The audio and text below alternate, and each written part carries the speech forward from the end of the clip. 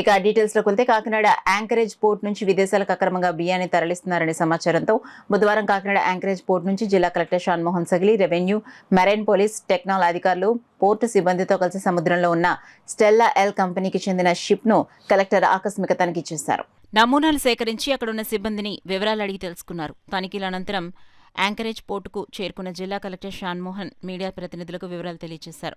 ఈ సందర్భంగా ఆయన మాట్లాడుతూ కాకినాడ యాంకరేజ్ పోర్టు నుంచి విదేశాలకు అక్రమంగా బియ్యాన్ని తరలిస్తున్నారనే సమాచారంతో రెవెన్యూ, మెరైన్ పోలీస్, టెక్నాల్ అధికారులు పోర్ట్ సిబ్బందితో కలిసి సముద్రంలో ఉన్న స్టెల్లా ఎల్ కంపెనీకి చెందిన షిప్ను ఆకస్మికంగా తనిఖీ చేసి నమూనాలు సేకరించామన్నారు. షిప్లోని 5 యాహెచ్ఎస్లలో 52,000 టన్నులకు 38,000 టన్నులు ఇప్పటికే లోడింగ్ జరిగిందన్నారు.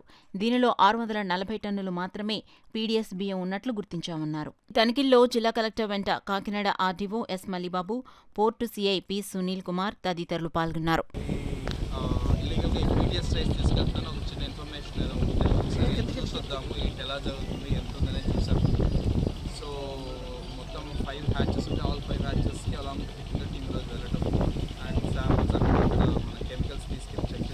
ఎలా అయితే ఇక్కడ చెక్ పోస్ట్లో మనం చెక్ చేస్తున్నాము, అలాగే అక్కడ మీకు శాంపిల్స్ అదేవి మా కెమెరామెన్ కూడా మీకు షేర్ చేస్తారు. So it was surprise, so implement చేయలేకపోయాం. సో చెక్ చేయడం జరిగింది. అందులో ఆల్మోస్ట్ 52,000 టన్స్ ఆఫ్ కెపాసిటీ గాను ఒక 38,000 టన్స్ వరకు ఆల్రెడీ లోడింగ్ జరిగింది.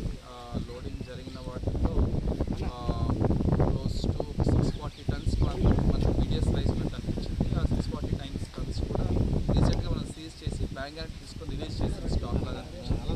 సో ఇది ప్రిలిమినరీగా మనం ఇప్పుడు అర్థమైంది. ఇప్పుడు ఆఫీస్